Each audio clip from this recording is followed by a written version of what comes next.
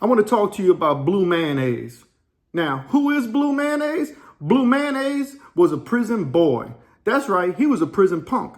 In Louisiana, they called, back when I was doing my time, punks boys. That's right. Blue Mayonnaise was a prison boy. And the reason they called him Blue Mayonnaise is because he was a little young white dude and he had blue eyes. So they call him Blue Mayonnaise. Now, here's the thing about Blue Mayonnaise. Everybody was trying to make Blue Mayonnaise their wife. That's right. In prison, they call, if a dude hooks on to a punk that they really want, they turn them in to their prison wives. Now, Blue Mayonnaise had a girlfriend on the street and kids, but Blue Mayonnaise was scared to fight.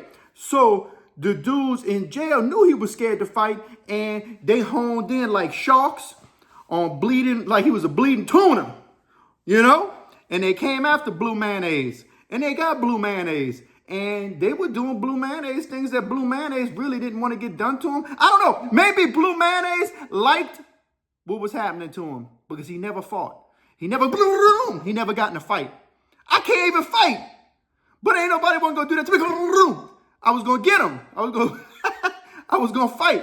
You got to fight back. That's the key I'm always talking about. The key to surviving prison is you got to fight. You don't have to know how to fight. You listen. I remember when I hit the compound at after I got out of reception, the first time I hit an adult prison, which was Wade Correctional Center. I remember I got on a compound, they had a little bitty dude. They call him Migo. Yeah, back in the day, any Spanish person who went to prison in Louisiana was called Migo. Or Migo, that's it. So go send your political correctness down the road and get your feelings hurt. You were going to be called Migo. I'm telling you, if you was Vietnamese, they called you Jap. I'm Japanese. Like literally, technically, I'm Japanese. My grandmother's Japanese. She came from Japan to this country. So, but, you know, I got more of my dad's looks, you know. I'm also got Jewish in me too, and Syrian that I found out French. I got equal French, equal Japanese. But they call Vietnamese dudes Jap. So anyway, Migo was on the yard. And Migo was a little bitty dude, man. Small dude, man. I'm telling you, he must have been about 5'5". And he used to walk around the yard and he looked like a vagabond. He looked rough. But one day I remember, because I was young, and I asked one of the guys, I said, what's that dude's story?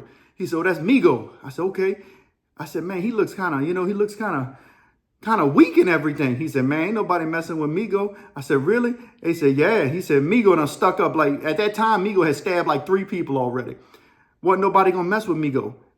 They tried to make Migo a boy, but Migo wasn't having it. Migo stabbed at least, by the time I got to the prison, 3 dudes. He pulled that iron out and got with him, and they were screaming, trying, no, Migo, don't stab me. So Blue Mayonnaise, all he had to do was do like me. He was bigger than Migo. You know, average sized dude.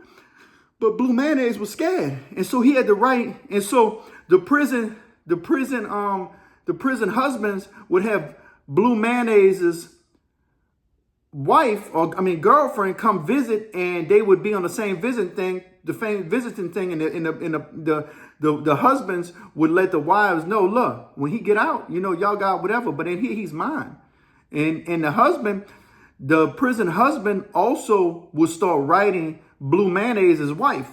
So Blue Mayonnaise's wife had to endure the husband of Blue Mayonnaise too. Now, Blue Mayonnaise's prison husband, was also the husband of Blue Mayonnaise and the soon-to-be husband of Blue Mayonnaise's real girlfriend in the free world. That's right. The prison husband takes ownership of everything, but he wasn't going to pay no child support. You know, Blue Mayonnaise still had to pay his own child support. So when the dude got out of prison, you know, I don't remember the husband's name, you know. I used to think this stuff was disgusting. I was 19 years old singing this foolish in 1920. I'm going to tell you later how I had to handle my business in the shower. But so Blue Mayonnaise was scared to fight. And so Blue Mayonnaise got played around with, you know. And listen, the only good thing that Blue Mayonnaise had, he had a prison husband. So that means, and you know, he got ran through until he found a husband. But Blue Mayonnaise's husband kind of kept everybody off of him. And this was the Wild Wild West prison. If you was white, you know, and you wasn't fighting, or you was just any color really, and you was weak, you was gonna get ran in. And ran in means they were gonna violate your manhood, unfortunately, you know. And so on the prison yard, they used to be like, a lot of the white dudes, if they huddled together and they were weaker, they would sit there in their little Indian style circle, and they'd be playing like games, like role playing games, like Dungeons and Dragons stuff, and you knew they was punks. And I'm not saying everybody who plays role playing games is punk. Obviously, that's not the case. But in prison, that was the case. And so, you had to be aware, But Blue Mayonnaise, he just did whatever his old man did, that's what they call him in prison, your old man. So Blue Mayonnaise followed around his old man and walked around with his old man. And, everybody knew, And so, but you had to be about it, because Blue Mayonnaise's prison husband, old man, he had to be about his business, because everybody was trying to move in on Blue Mayonnaise. All the other booty bandits, all the other predators, they all wanted a piece of Blue Mayonnaise. Now, I don't know whatever happened to Blue Mayonnaise, but I remember, I'm going to tell this story later too. I do remember seeing a dude who was not a punk when I left the camp to go home. And when I saw him on the street at the convenience store, he was dressed like a woman. So at some point or another, he either A, got turned out, or B, turned himself out. And listen, in Louisiana prison, they'll physically try to take it from you if they could, if you're just too weak. But if they think you weak-minded, they're going to try to talk you out of it.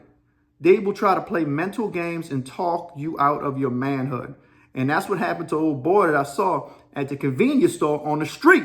He obviously, because I don't think he wasn't there. I mean, I don't know what happened. Maybe he went to the cell block on an infraction, and when he was in the cell block, he got put in the cell with somebody who done him something. I don't know.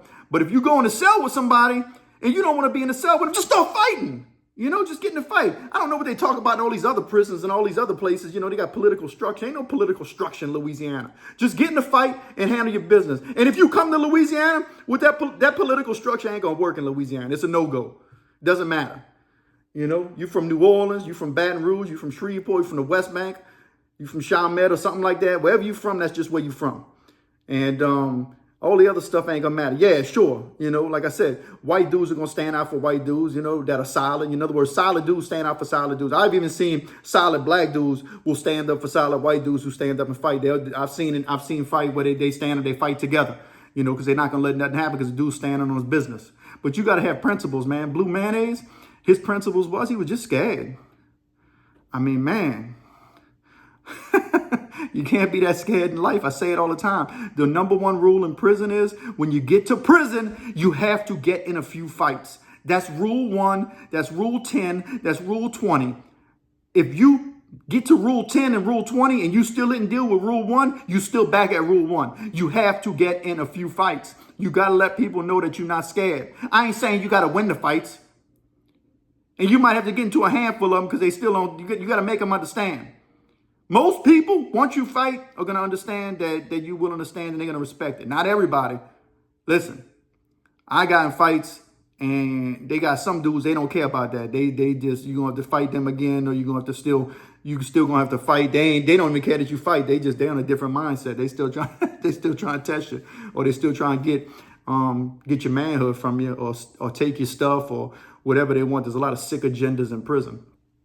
But Blue Mayonnaise, I don't know what happened to Blue Mayonnaise. I think Blue Mayonnaise might be, because in today's environment, that stuff is acceptable everywhere. So maybe Blue Mayonnaise is a full-fledged punk.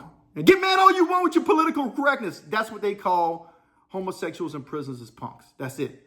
I ain't making this stuff up. It's just a real life. You want it real? You want the truth? That's just the truth. Ask anybody. You watch all these other prison channels. I don't know if they have no dude named Blue Mayonnaise, but that's the story of Blue Mayonnaise. Don't be Blue Mayonnaise. If you go to jail, fight. Hopefully you never go to jail, because jail's stupid anyway. A lot of people come home and they repping on this stuff like, oh, I was in jail and I was this, I was that and the other, man. I was in jail. I did what I had to do. I was involved in stuff I shouldn't have did. But man, you don't idolize that. You don't reminisce on that like that was the great days of the old. Ain't no great days of the old. Great days is stupid. Hopefully you used it to make yourself better and improve yourself as a man or a woman. Use it to catapult you to the next level of success. Used it to make you a better person. While you were in there, you realized and you correct course. If not, then you still a fool and you probably doing a life sentence on the installment plan, like a lot of people. In and out of prison until the day you die. Constantly breaking hearts of your family and society. But you're probably selfish and you don't care anyway. Anyway, give me a like, subscribe. Check out this up and coming prison channel. This was just off of my chest today. Let's get it.